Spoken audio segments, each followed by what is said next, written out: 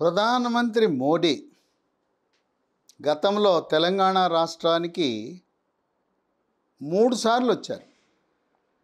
ఒకటి ముచ్చింతలు చిన్నజీయర్ స్వామి సమతామూర్తి విగ్రహావిష్కరణకు వచ్చారు ఫిబ్రవరిలో. మేలో ఇండియన్ స్కూల్ ఆఫ్ బిజినెస్ స్నాతకోత్సవానికి వచ్చారు. జూలైలో భారతీయ జనతా పార్టీ జాతీయ కార్యవర్గ సమావేశాలకు వచ్చారు. సభల్లో పాల్గొన్నారు, ప్రజలను ఉద్దేశించి మాట్లాడారు. ఆ 3 సార్లు వచ్చినప్పుడు లేని ఇంపాక్ట్ అంటే ప్రభావము రామగుండము ఎరువుల ఫ్యాక్టరీ ప్రారంభానికి విశేషమైన ప్రజల్లో మార్పు వచ్చింది. రాజకీయ ముఖచిత్రం మారిపోయింది. ఆయన ఒకే ఒక అంశాన్ని పట్టుకున్నాడు. ఒకే ఒక్క ప్రకటనతో తెలంగాణలో ఉన్న బలంగా భారతీయ జనతా పార్టీ బలం రెట్టింపు అయిపోయింది. ఆ ప్రకటన ఏంటంటే, సింగరేణి కాలరీస్ మేము ప్రైవేటీకరణ ఆలోచనే లేదు. ఆ దెబ్బతో కోల్ బెల్ట్లో పెను మార్పు వచ్చింది.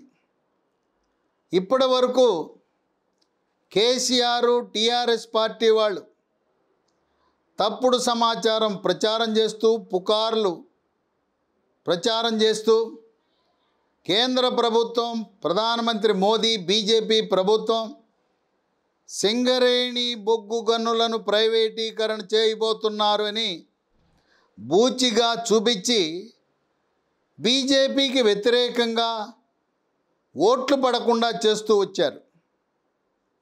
ప్రధానమంత్రి మోదీ చాలా స్పష్టంగా సింగరేణి కాలరీస్ అనే ఈ బొగ్గు సంస్థ 49% వాటా మాత్రమే ఉంది కేంద్ర ప్రభుత్వానికి, 51% వాటా తెలంగాణ రాష్ట్రానికి ఉంది. పెత్తనము, నిర్వహణ, నిర్ణయాలు తీసుకోవాల్సింది 51% ఉన్న తెలంగాణ ప్రభుత్వం కనుక వారు తీసుకోవాలి నిర్ణయం. ఒకవేళ ఏమైనా కేసీఆర్కి ఆయనకేమన్నా మనసులో ప్రైవేటీకరణ చేయాలనే ఆలోచన ఉందేమో, కానీ ఎట్టి పరిస్థితులలో సింగరేణి బొగ్గు గనులను ప్రైవేటీకరణ చేసే ప్రసక్తే లేదని స్పష్టంగా హర్షధ్వానాల మధ్యలో ఆయన ప్రకటించడం జరిగింది. ఈ టీఆర్ఎస్ పార్టీ వాళ్ళు ఈ విష ప్రచారం, ప్రైవేటీకరణ అనే విష ప్రచారంతో సింగరేణి బొగ్గు గనులలో పనిచేసే కార్మికులకు నల్ల జెండాలిచ్చి, నల్ల బెనూల్నిచ్చి నిరసన తెలియజేయమని అక్కడ రామగుండం పంపించడం జరిగింది. వాళ్ళు ఎప్పుడైతే ప్రధానమంత్రి మోదీ సింగరేణిని ప్రైవేటీకరణ చెయ్యము అని ప్రకటించగానే ఆ బెలూన్లన్నీ పగలగొట్టేశారు, నల్ల జెండాలన్నీ కాలు కిందేసి తొక్కేశారు.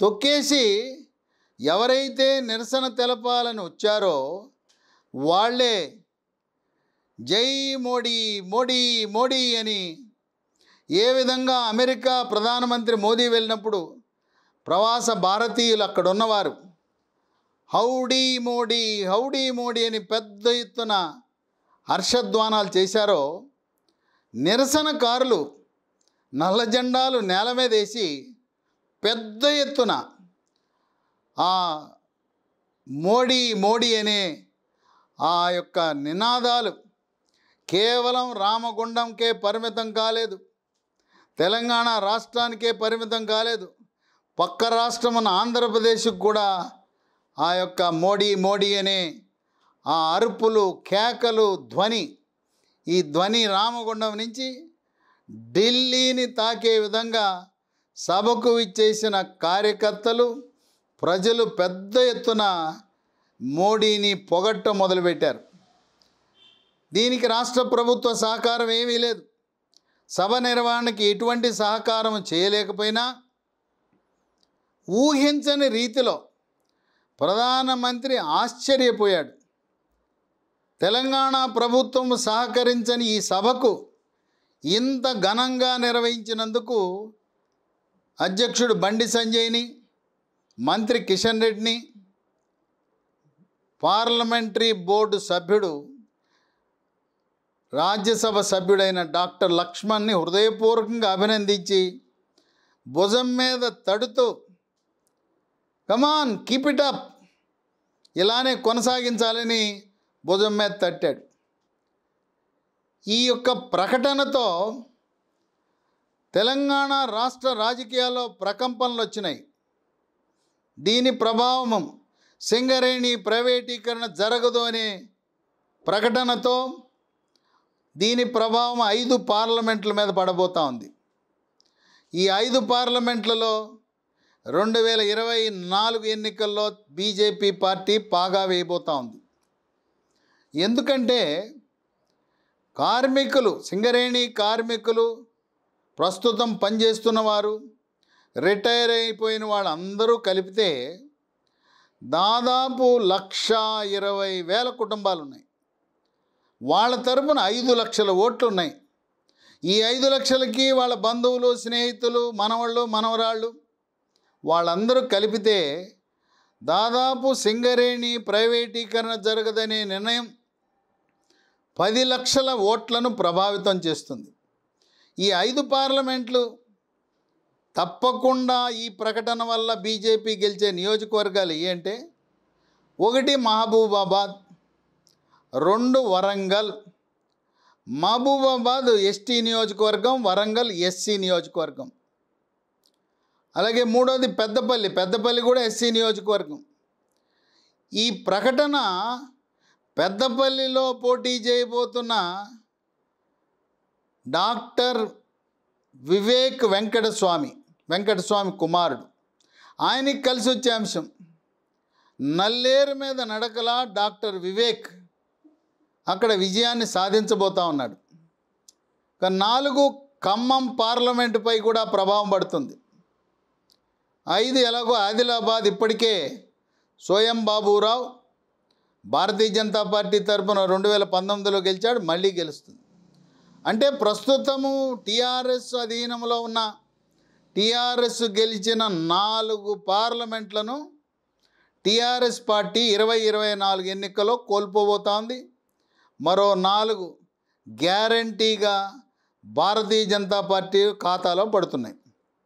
ఇదే కాకుండా ఈ 5 పార్లమెంటు పరిధిలలో బొగ్గు గని కార్మికులు నివసించే ప్రాంతాలు 24 నియోజకవర్గాలు ఉన్నాయి.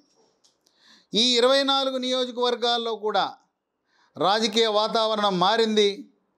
ఈ బూటకపు మాటలు, పుకార్లు నమ్మద్దు. కేసీఆర్ చెప్పిందేది చేయడు. ఆయన ఎప్పుడు కూడా పుకార్లు పుట్టిస్తుంటాడు. అబద్ధాలు ప్రచారం చేసి, అభూత కల్పనలు చేసి, ప్రజలను మభ్యపెట్టి తప్పుదారి పట్టించి ఓట్లు దండుకుంటాడు కేసీఆర్ అనే భావం వచ్చింది. ఈ 24 నియోజకవర్గాల్లో కీలకమైన నియోజకవర్గాలు 12. ఈ 24 నియోజకవర్గాల్లో కూడా భారతీయ జనతా పార్టీ పాగా వేయబోతుంది. ఒక్క ప్రకటనతో 5 లోక్సభ సీట్లు, 24 అసెంబ్లీ సీట్లను కైవసం చేసుకోబోతోంది బీజేపీ. చూసారా, మోదీ ప్రధానమంత్రి దెబ్బకు ఒక్క బాణం వేస్తే 5 లోక్సభ సీట్లు, 24 అసెంబ్లీలు భారతీయ జనతా పార్టీ ఖాతాలోకి రాబోతున్నాయి. అది కేవలం కోల్ బెల్ట్లో మాత్రమే.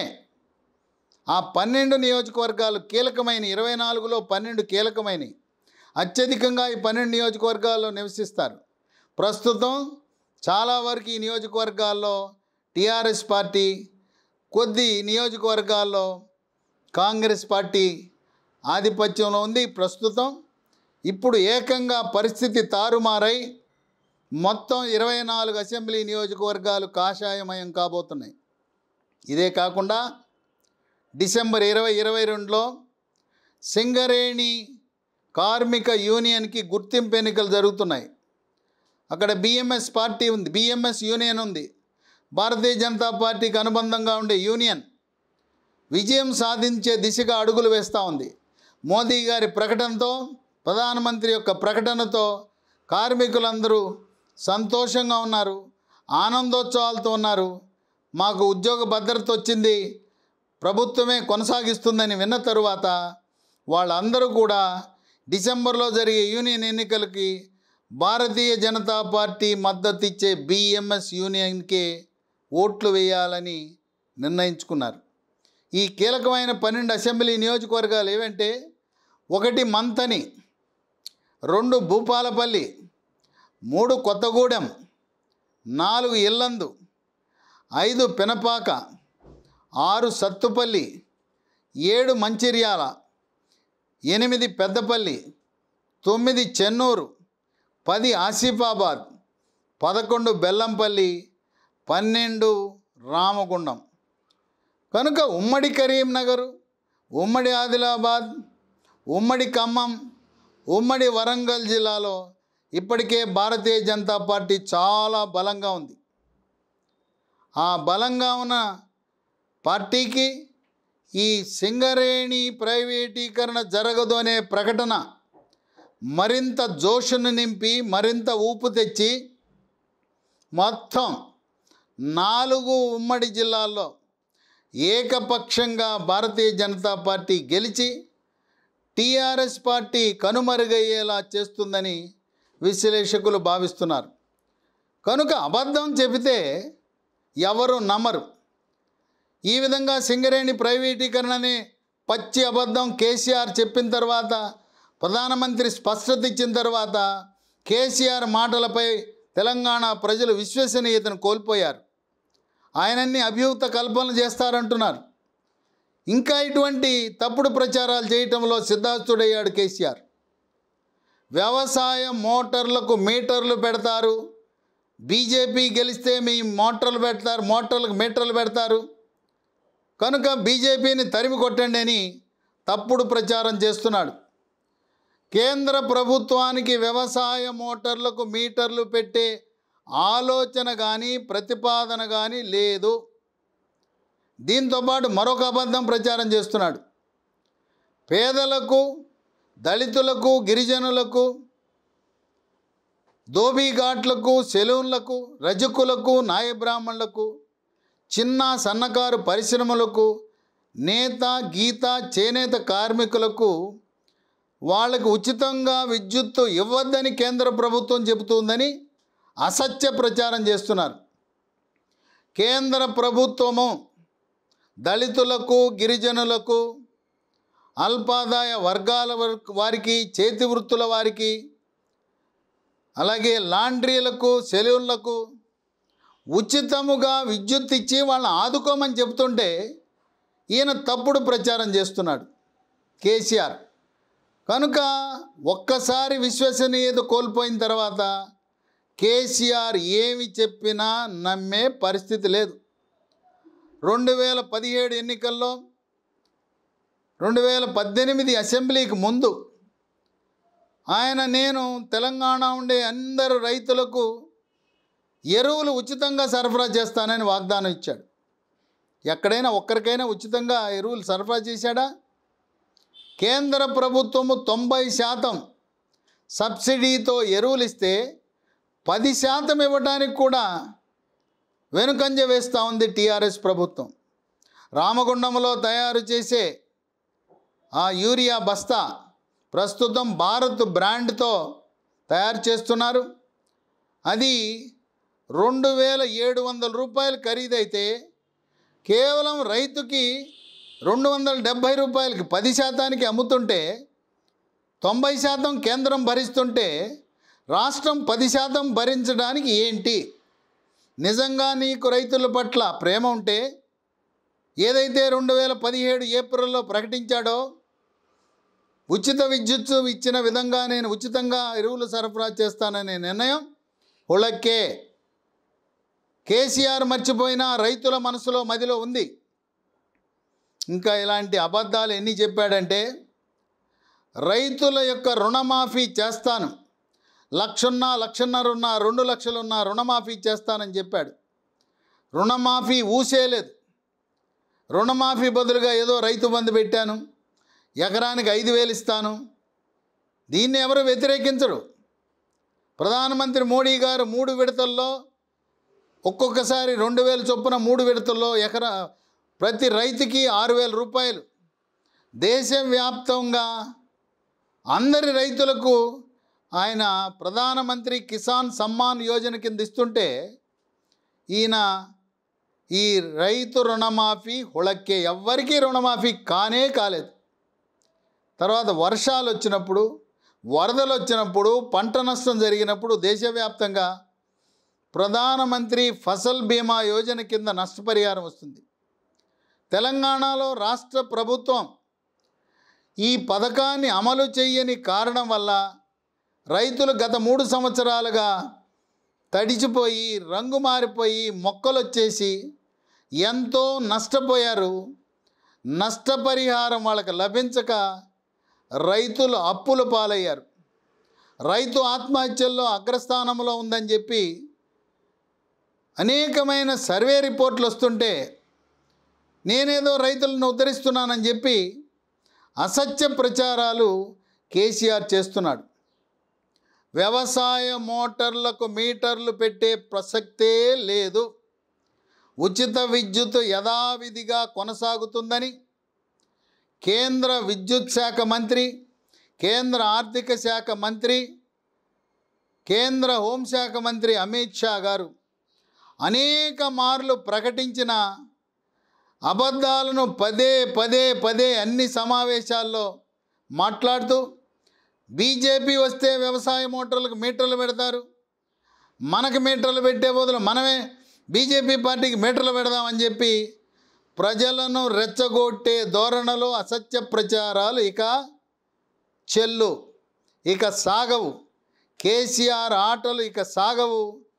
ఒక్క ప్రకటనతో 5 పార్లమెంట్లు, 24 అసెంబ్లీ నియోజకవర్గాలను ఏ విధంగా ప్రభావితం చేశారో, రాబోయే కాలంలో అలాంటి ప్రకటనలు చేసి, రాబోయే కాలంలో వ్యవసాయ మోటార్లకు మీటర్లు పెట్టమనే ప్రకటన కూడా ప్రధానమంత్రి మోదీ గారే ఆయనే ప్రకటన చేస్తారు.